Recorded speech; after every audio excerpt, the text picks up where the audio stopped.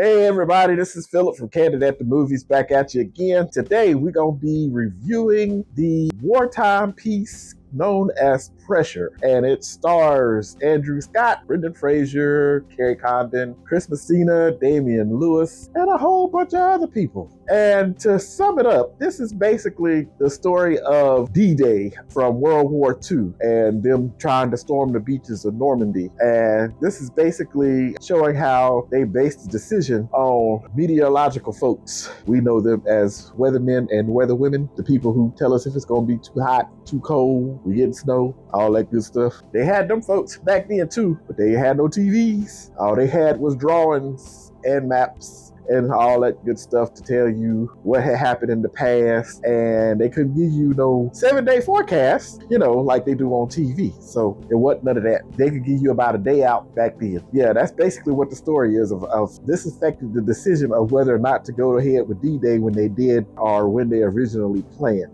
There's really not much more to the plot than that, because it's a historical movie. They based it on true events, they said. I sat down and watched this. You see how they did weather back in the day, and that was a little interesting, but basically you get the history lesson. So as far as the acting goes in it, I'd say that the actors did okay. I don't know. Brendan Fraser as Dwight Eisenhower, not sure if I'm buying it, but not like he overacted or underacted.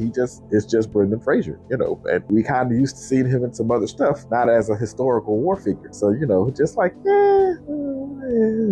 So Andrew Scott, who's the main star of the movie, his performance was, I don't know, I guess it might be accurate for what they portrayed British folks as, because he was just as dry and anal as he wanted to be. Not to say that he didn't have cause, because there's some things that happened to him in the movie. He had a right to be pissed about some things, but yeah, he was just as dry, didn't want to have no fun, didn't want to do nothing but work and get home. So as far as the acting went, it was decent. I didn't see anything that's going to move the needle as far as Academy Awards. I could get fooled, you never know. Not perfect, I could be wrong, but that's just my opinion. So if I had to score it, what the old wallet gonna say?